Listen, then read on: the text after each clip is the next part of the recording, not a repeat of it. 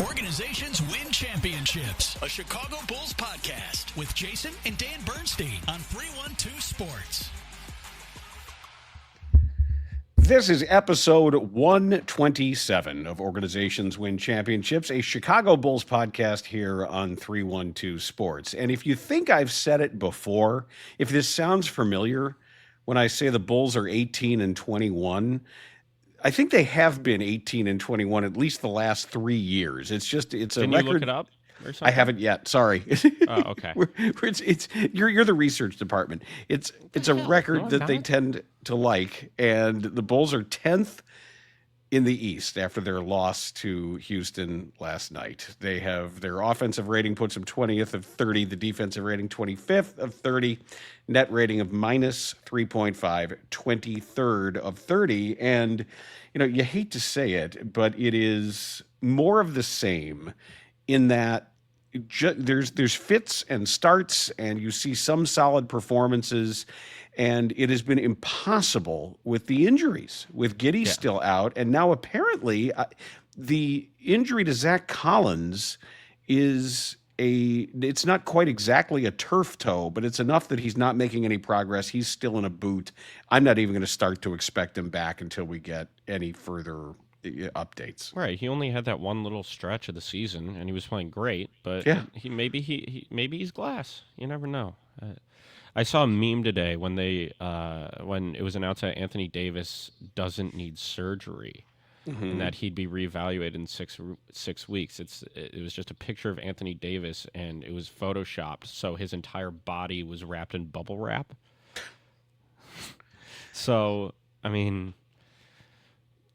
yeah, it's just annoying, and we'll get into the past few games and the postponement of the Miami Heat game, which was very interesting, but I don't think there's much to talk about with the Mavericks game just because nobody was watching that game. I know both of us were not, and I think for good reason. I was following it, though. I was not watching it, but I was keeping up with the score during commercial breaks. I do think that most of the city of Chicago and most Bulls fandom, with the exception of a few lunatics, was tuned in full time to that game. So, and what a game it was.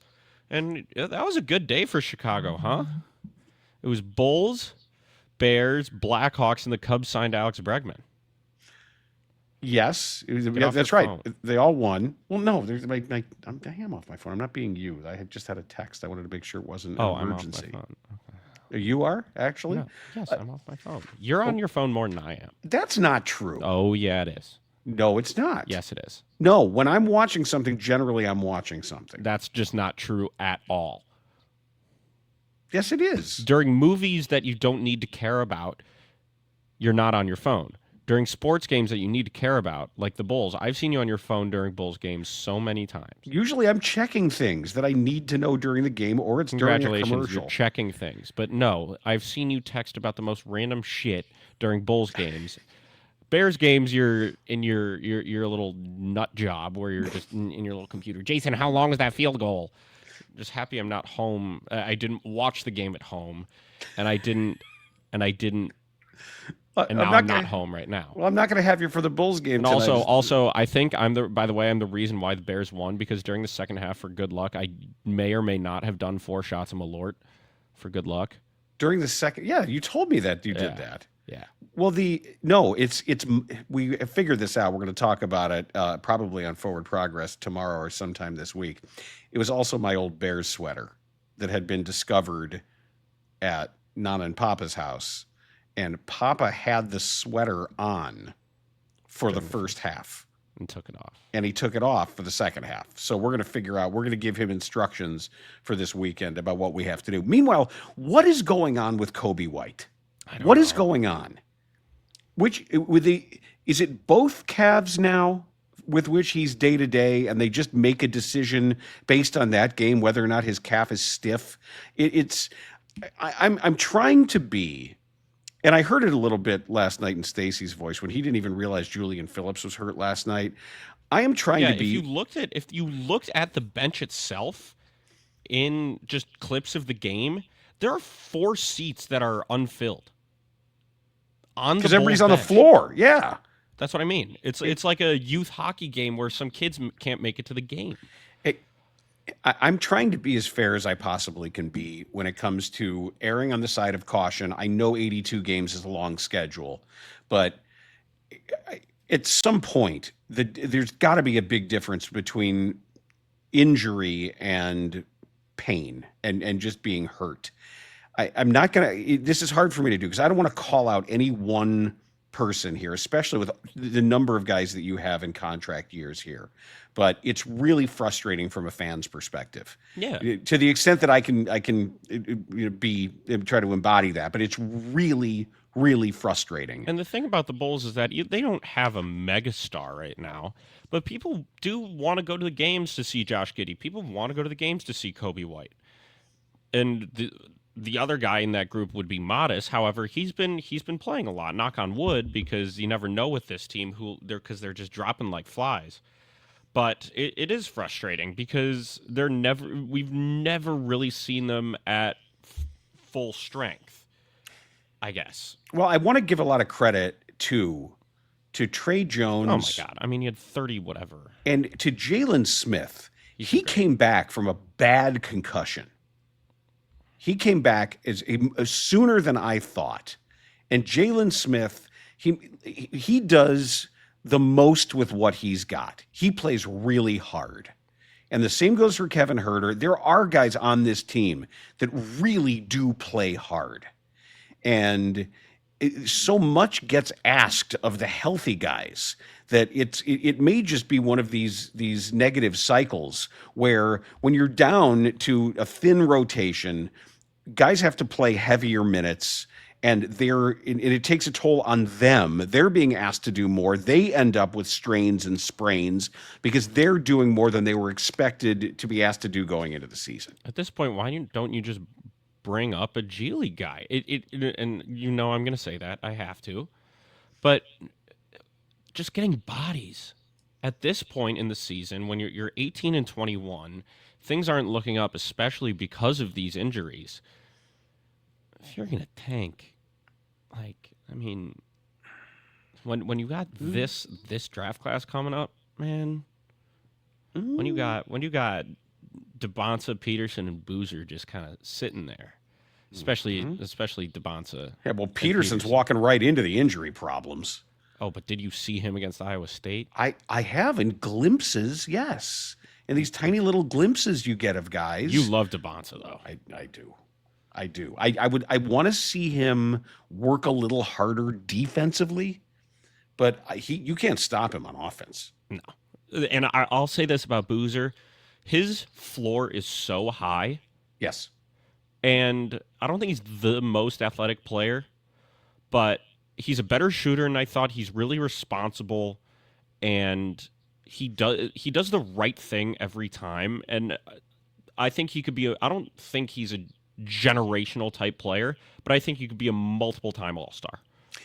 Do you think, just as far as quality of player, like arc of somebody's career, like I see him as having a really long, successful career. Okay. Like assuming he doesn't around the quality of somebody like Al Horford. That's funny because if he plays that long, that's a hell of a career. I know it is, but I still don't think there's going to be. He's just not a spectacular player, Boozer. He's skilled and smart and responsible and creative. Why can't he be a slightly more athletic version of Şengün? No, he's maybe not as quite of the. He's not as tall. I don't think he's quite as tall. Are you sure? I don't think. Is Şengün a legit 7 foot? Well, how tall is Boozer listed? Şengün is listed at 6'11".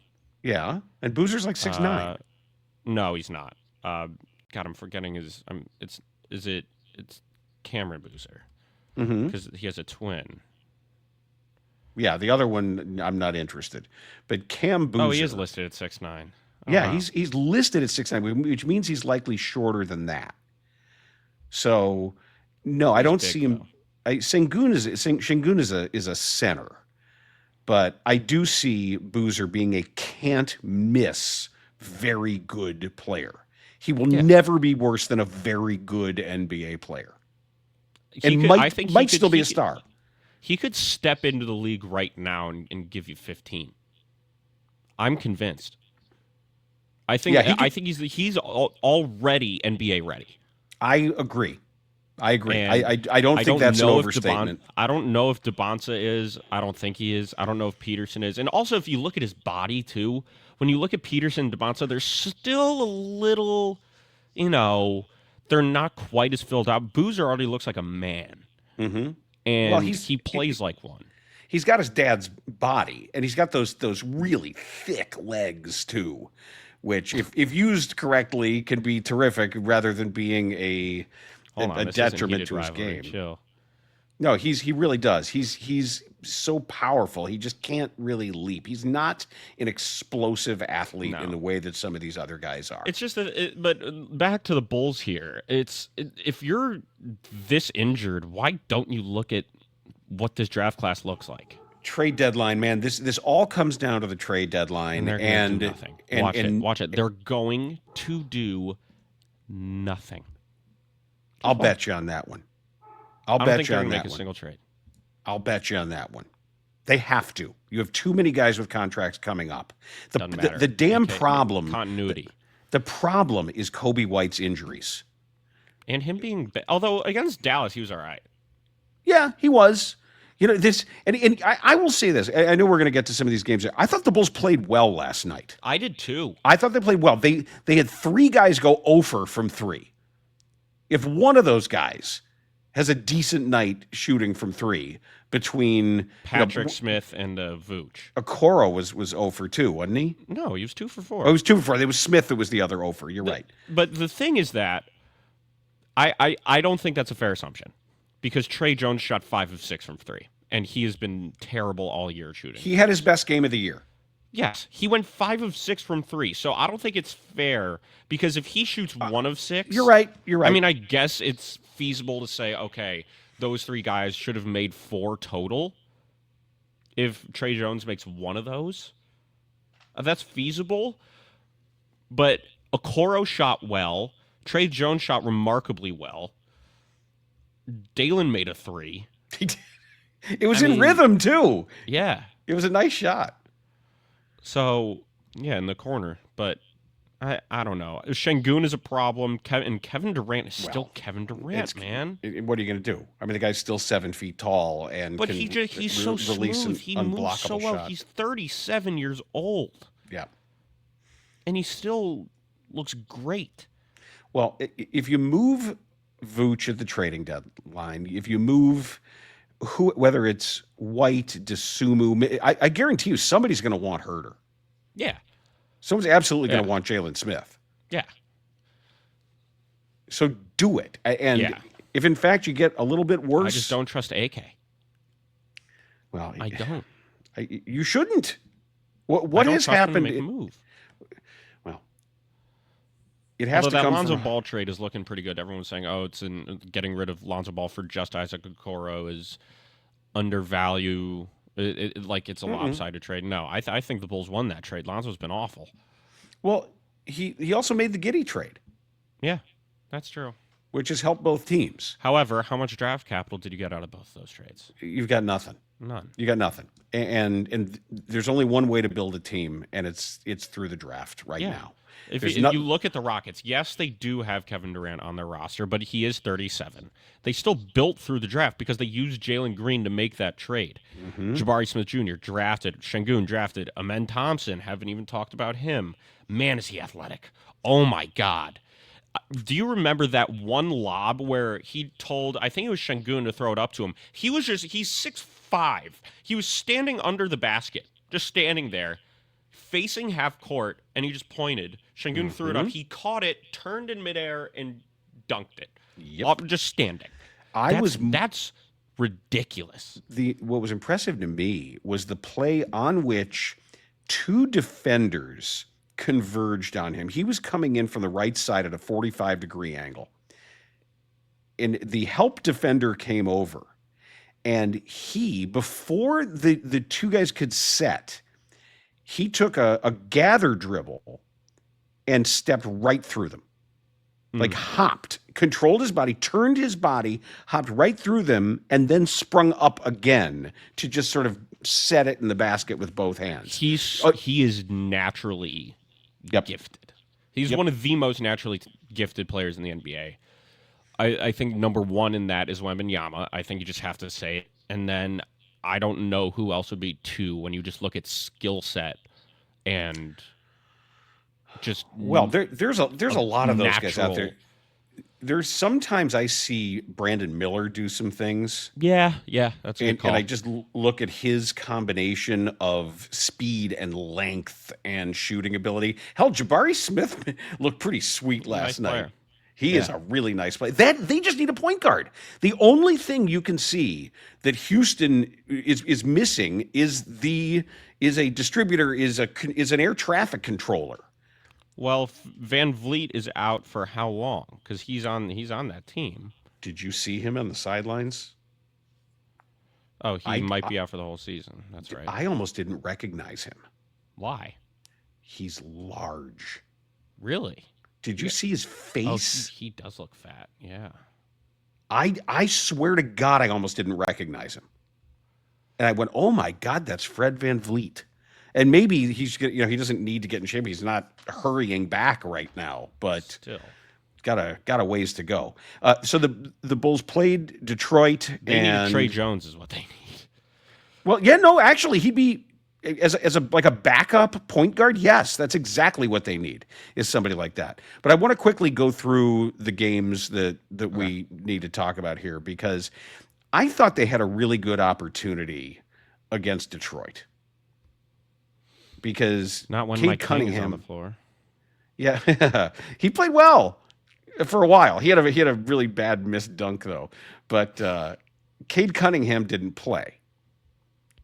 So I immediately thought, all right, well, here's your opportunity. If they're going to be resting guys, and they know they're thinking it's just the Bulls, and the Bulls are halfway hurt too. So the guy that destroyed them, Stewart. Oh my God, Isaiah Stewart! He hit 2 threes and he went 14 of 17 from the field. He had 31 points. He was 30 minutes. Absolutely insane in that game. And then they unleashed all of the athletes coming off of their bench. And good luck to you between Ron Holland and Chaz Lanier was hitting threes, and Karis LeVert is out there. It was, even without by far their best player, they just overwhelmed the Bulls with athleticism. I always forget how much he only played 12 minutes. Karis LeVert is a hooper. Yes. He's been around the block, but he's one of these, I don't want to say Lou Williams guys, because Lou Williams is perennial 6th man of the year. I mean, one of the best ever. No, Karis LeVert's got a great handle. He's better than Alec Burks, Yeah. And Alec Burks was a good player. So he's the ball on a string. He can make shots when need be. I love his game, and for a team like that, they're dangerous. Well, and there's your other Thompson brother too, who not quite. He's so good, but defensively, he's a better defender. Yeah, he's a really tough defender, and that's sort of his thing. Where he can't shoot though. No offense. No, he takes pride in his defense though. Before you get too excited also about the win over the Mavs, did you see the lineup that they started the game with? Yeah, not great. Ryan Nembhard, Cooper Flagg, Max Christie, Daniel Gafford, and Najee Marshall. Najee Marshall's good. I'll say this. If I look at the Bulls lineup from last night, Smith, Okoro, Buzelis, Vooch, and Trey Jones, that's not all. The Mavs lineup is not that much worse. It's really okay. not. No, it isn't. It isn't, not. Especially with Flagg out there. Yeah, because out of those 10 players, Cooper Flagg is already the best. Now let's also discuss what happened with the Miami game, and that was interesting. Well, I've been there before, I've been there I've been as to the United Center. Crazy. I have been involved in a game that was postponed for condensation on the floor because on the state fairgrounds in Raleigh, North Carolina, at Dorton Arena, it was the year they just started the you're old. Raleigh Ice Caps hockey team, and Do they still exist? the Ice Caps? Well, no, because they got an NHL team. That became the effort Charlotte Checkers? to get the Hurricanes, and no, I think the Ice Caps are long gone. But we had a game that night. Again, it's North Carolina and it's warm, and they didn't know what they were doing because it was like the state was running the facility. The people who put down and took up the floor were prisoners who were bussed in from the prison up the road. So the buses would come down, it was chain gangs basically. The prisoners would get out and they would come in, and it was the state program. They were in charge of putting down the creosote, the insulation, putting the floor on top of it. But we had to cancel a game for the same reasons, because of condensation. And it's because it's an old floor and it had the big metal screws were actually sort of countersunk on the floor itself. So they would, I had to grab the microphone and I had to say to the assembled crowd, the game has been postponed. You'll get a refund. Blah blah. I was on all the news. I had to go on behalf of the team and make these appearances. It sucked. It was no fun. And I was wearing a beige suit, but it was a beige double-breasted suit in 1992. 92, what happened. But I've been there. I know it sucks. I loved watching Adam Amin and Stacy and Casey Johnson trying to vamp. It was funny. Just trying to fill time, those poor guys. And Benny the Bull shooting half-court shots with Tyler Hero. Yeah, and then he was trying to teach Modest how to do the over-the-head shot and all that. And Asia Wilson and Bam Adebayo were just, sitting there hanging out. And that's going to be one athletic child when that happens. Holy crap! Well, you never know. You never know. Maybe they want to play guitar, but that's going to be a tall child unless they. Well, you never know. Never know. I always said that about when Andre Agassi. Should have said that about me when I was 3. There's going to be a tall child? No, we knew. You never we know. knew. No, you can still hold out hope someday. But when it had like the Boban gigantism or something. Acromegaly? Yeah. I think we know by now. I don't think there's going to be late arriving acromegaly. That would defeat the purpose of my fitted golf clubs, though, so I don't want that. When your entire world is seen through the prism of your fitted golf clubs, I can understand. Are they literally in your bed right now? No, they're not. They're right in front of me, though. I took my bag out of my closet. Have you given them names yet? No, I don't name my golf clubs unless I get a hole-in-one with one, which I never have. But you've just fetishized them so much. But anyway, I was saying it about when Andre Agassi and Steffi Graf got married. Hold on, shut up. We thought that their kid would be a great tennis player. Shut up. What? I don't want to hear this about a fetishizing thing when all you do with your fishing gear is fondle it and smell it and like put it in your crack. I haven't gone quite that far yet. You've done the first two. I did, of course, after the season, I did remove all of the gear and sort of clean everything out and set it out in perfect piles of each category of lure, rearrange everything. That's all we have. Soon enough. Soon the coho will be here, and all will be right with the world. And then the smallmouth will follow. All will be right with the world if the Bears keep winning. I thought you were going to say if there's or Pope Bob can bless the Bears again. Well, I don't know if he's a Bulls fan. We haven't really heard of that yet. But the postponement of the game is creating a scheduling quirk, probably more than a quirk at this point. Just a weird stretch. It means the Thursday, January 29th, the Bulls welcome the Miami Heat. And then on Saturday, they'll be at Miami. And the next Sunday, they'll be at Miami. So they will be playing the Miami Heat 3 times in 4 nights in our preview of the play-in, I guess. So I don't know. Just throw the Hawks in there on that one day off.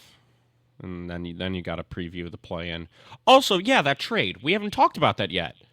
Trae Young goes to the Washington Wizards in exchange McCollum and Kispert. For McCollum and Kispert. Really just shows you how low his value was. I mean, who wants him right now? Yeah, he's hurt too. He's getting evaluated after the All-Star break. And they've said that they're going to take their time with him. They're not going to rush him back. He may not even play again this year. However, if Trae Young was holding the Hawks back because of a locker room issue or whatever it may be, because he's so ball dominant, you got a backcourt. You finally have a real vet in the backcourt with Dyson Daniels and C.J. McCollum. Corey Kispert can shoot the crap out of the ball, and Jalen Johnson is an All-NBA player right now. They're better without him. And they got Porzingis. That's a real ass team. Yep. They can compete. Yep. Because I don't know if Boston can keep this up for that much longer.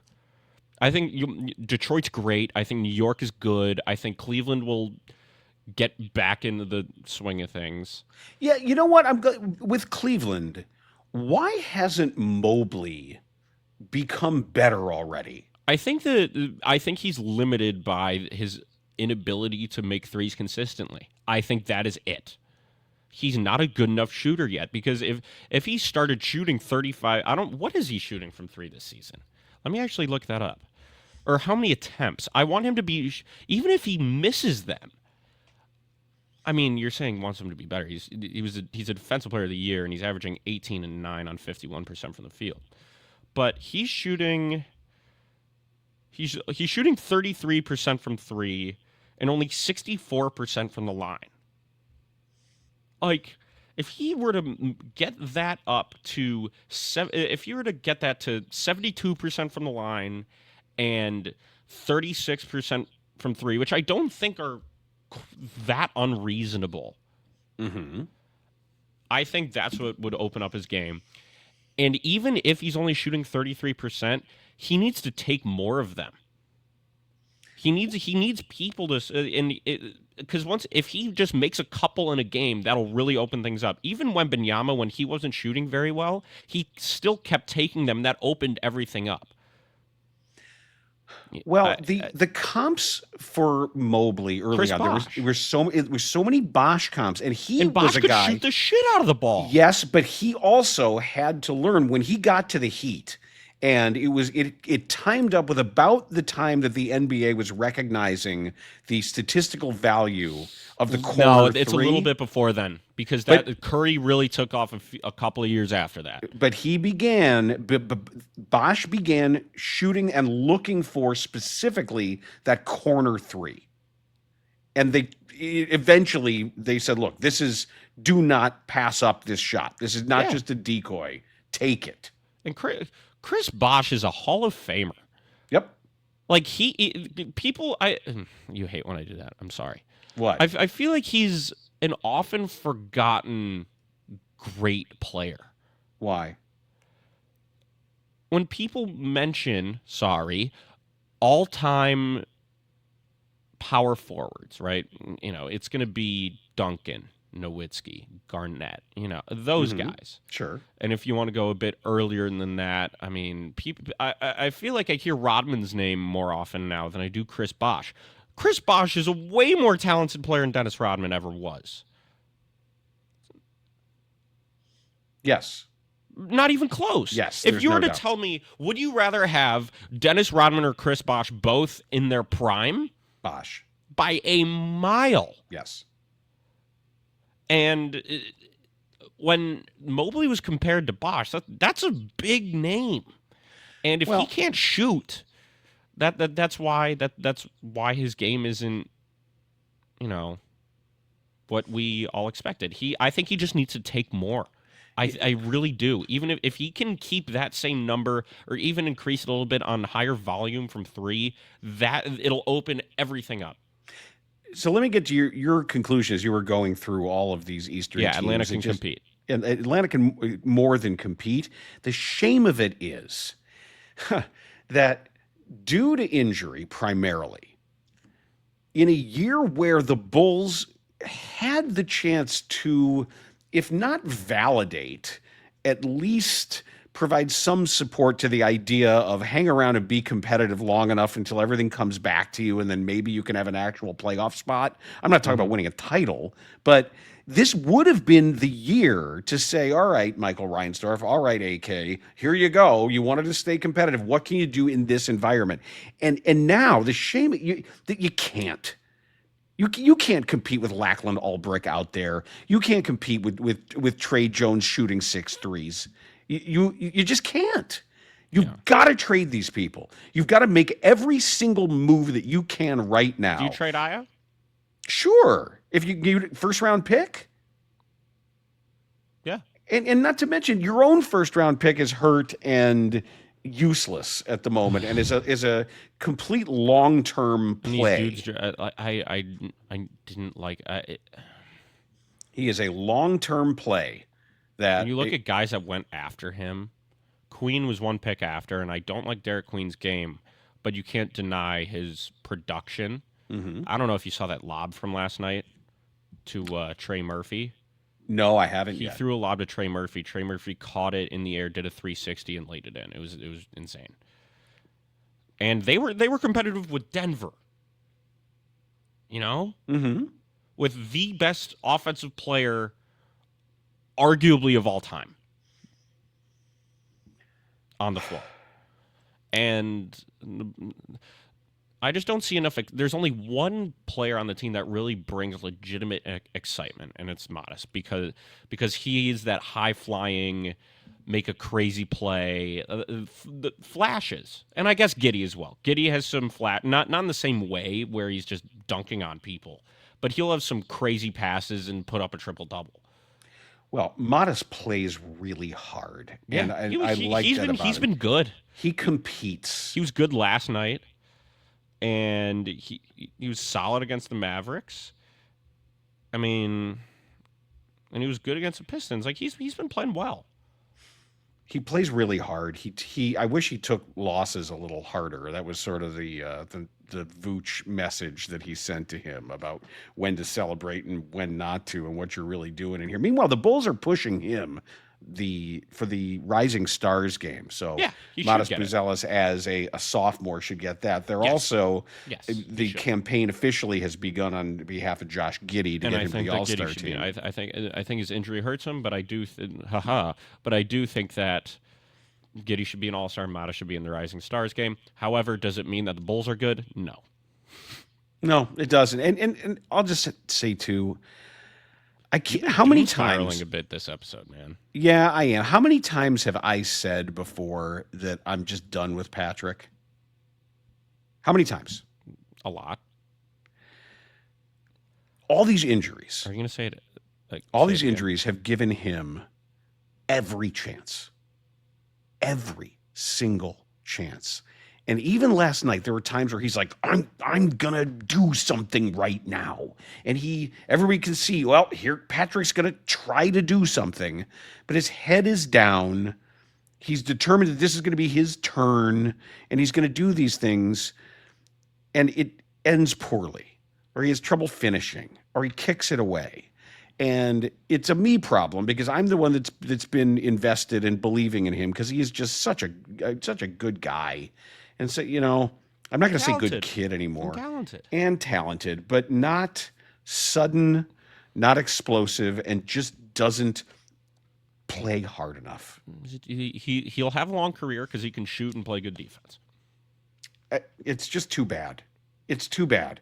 They don't get enough top 4 picks that you can't miss on one. Right, when Halliburton and Maxey. You can't miss. So and I'll say this too, if in fact what you say is true, if you end up winning this bet and the Bulls bet about whether or not they make a trade at this deadline, if they sit with this group, we're like, this is fine. This is good. You're going to lose it. I don't know what I'm going to do. I mean, there's been so many red lines that I've drawn on this and say, well, I'm done if this happens. I'm done if that happens. And I keep lying to myself. Well, we got the Bears, right? For the moment, we absolutely do. And you know what else we have? The Trivia Showdown.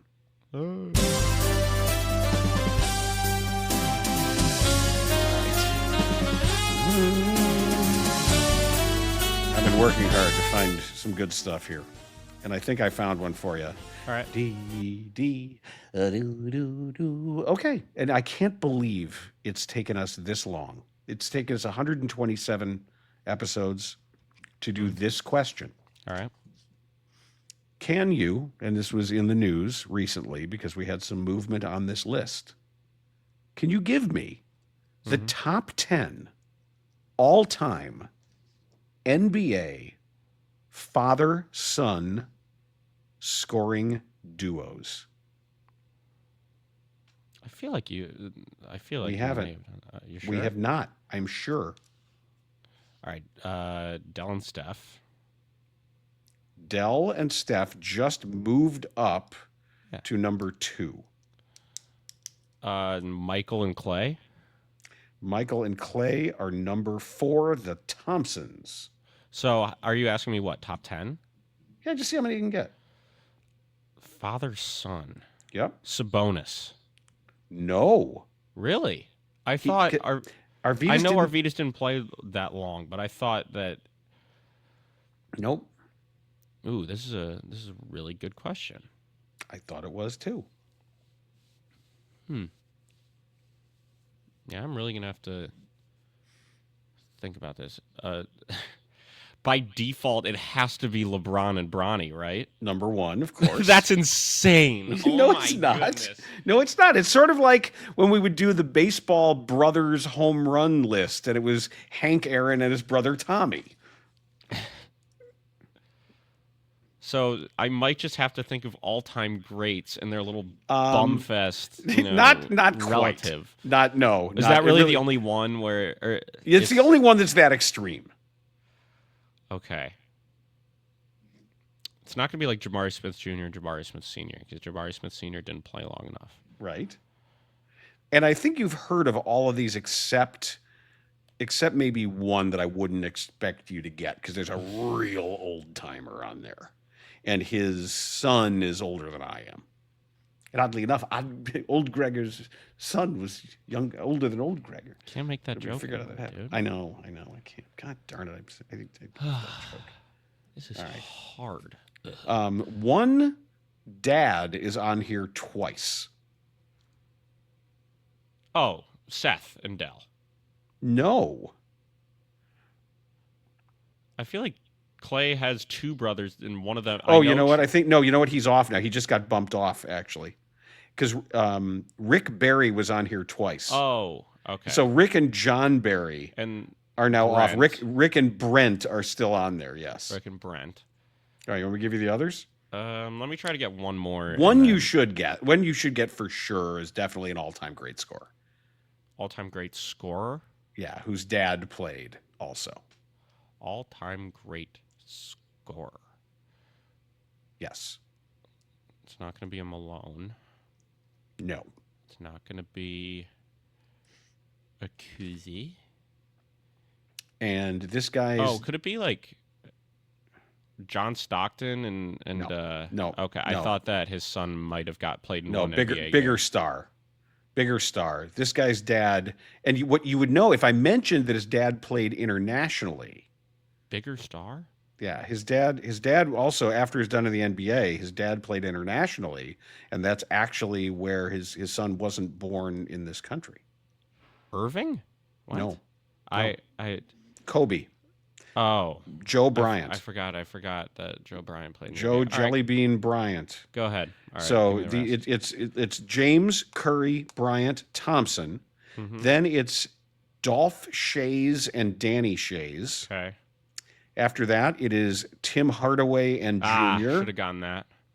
Rick Barry and Brent Barry. Yeah, got that one. Jalen Rose and his father, Jimmy Walker. Would never have gotten that. Then it's Patrick Ewing and Patrick Ewing Jr. Would never have gotten that.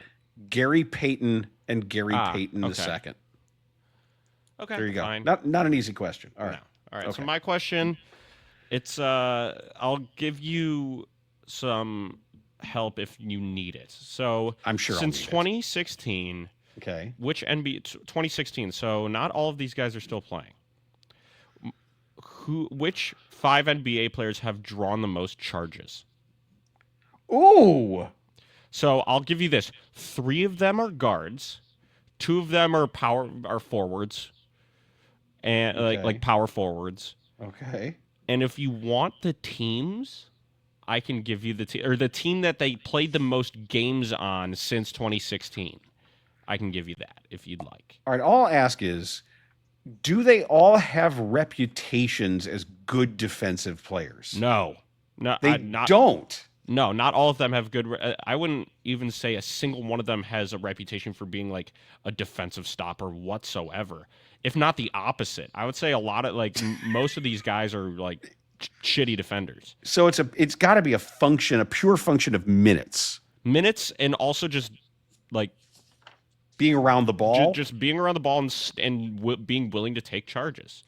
So I'm going to guess it's very difficult. It's counterintuitive. So I'm going to say Harden. No, but that's not a bad guess. Because I mean, like somebody who's played a ton of minutes. Not a bad guess. And somebody might just accidentally run into him and knock him over. I'll just say this. There are only 2 of these guys right now are still in the NBA. And only one of them is like still playing at an all-star level. Huh. This is bizarre. This is hard. This is hard. Do you want the teams? Yeah, maybe that would help. All right, so number 1 has 193 charges drawn. Okay. And he's still playing, but most of his games came on the Raptors. Okay. Okay. Number 2 has 136 charges. Okay. And most of his games have come with the Mavericks. We'll give you a hint. That is not the team he was most recognizable on. Hey. Okay. Okay. Number 3, with 132, played most of his games with the Hornets. Okay. Number 4, 130, played most of his games with Milwaukee. Okay. And number 5, with 121, played most of his games since 2016 with Detroit. However, he is known for playing for another team as well. This is impossible. This is absolutely If you want the other teams for those 2 players, I can give them to you. The one from the Mavs? Yeah. And Detroit? Okay. Yes. The guy who played for the Mavs. Yeah. Most well known with New York. The Knicks. Okay. And the guy who played for Detroit, most well known with the Clippers. This is with that info, you should get those 2. And probably number 1, but the Hornets and Bucks ones are pretty damn tough, especially the Bucks one. Since 2016. Yep. A Raptor. So it wouldn't be Van Vliet because he's not there anymore. Kyle Lowry? Kyle Lowry is number 1 with 193 charges drawn. You couldn't even knock him over right now because he's like a weeble. Now he just bounced right back up. BBL Lowry. Boing, boing. Kyle Lowry? Fat. Yep. That's so weird. Yep. He draws a lot of charges. I wonder, but I don't see him like in my mind's eye. 2 and 3 are both like same height, like 6 feet tall or 6'1". From the other one was Mavs and Knicks. Yeah. This one you should get for sure. Mavs and Knicks. Is that Brunson? That is Jalen Brunson. Like the only player on this list that's still the other 3 guys are not currently in the NBA. All right, so I got 1, I got 2. Yep. Not in the NBA currently. All right. For Milwaukee, was it? Is it somebody like George Hill? No, that's a good guess though. He probably played most of those games with Indiana though.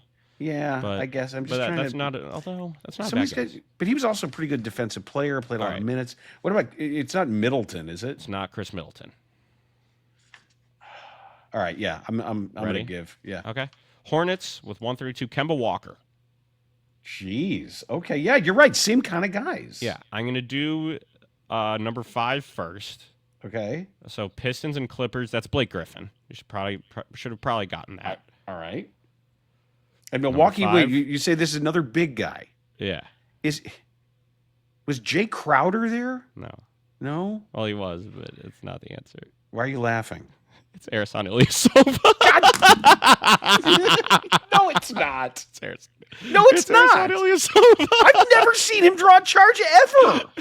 Because you never watched him. I'm not bullshitting you. Yes, I'm you not are. bullshitting you. Nope, this is from the Enjoy Basketball channel on YouTube. They are fantastic. This video came out very recently.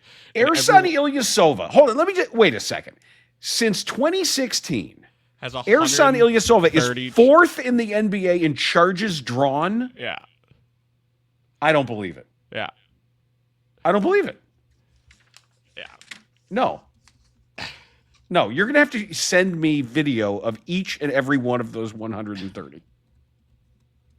I need my God. I need actual unassailable He evidence. drew 51 charges in 2019. No, he didn't. Yeah, he did. No, Single season record. Ersan Ilyasova? In what made-up NBA? I feel like you don't even think he's real. The world would be better if he weren't. Jesus Christ! If he were a fake. No, if he were, because then everything would make sense. Because I've never seen him make a shot. There are conspiracy theories about him lying, like Thon Maker, like stuff like that, where he lied about his age and name. Wait, so who's Thon Maker? No, Thon Maker just lied about his age. Okay. He lied about Ersan Ilyasova's age? Oh my God, I hate you so much. Or he lied about his own age? Wait, what's the conspiracy that Ersan Ilyasova isn't Ersan Ilyasova? Correct. I think you've mentioned this before. There were widespread rumors and theories originating from a 2005 Turkish news report suggesting Ersan Ilyasova is actually 3 years older than his actual birthday, born as if he was born in 1984, and potentially a different person named Arsen Ilyasov from Uzbekistan who altered his identity to play with younger age groups. Okay. Now, that would make sense because I always thought his name was more was sort of Russian sounding than it was Turkish sounding. Now that's interesting. Ilyasov. So he's a different person. Could be. I like it. Now, if we could do the same with all the Bulls and have them all be different, maybe they'd be better. That will do it for episode 127 of the Organizations Win Championships podcast. Please subscribe, rate it 5 stars, but when you review it, leave hate comments for Dan Bernstein because he deserves it. And we'll see you in the next episode, and hopefully after more Bulls, or hopefully after some Bulls success, and obviously a Bears win.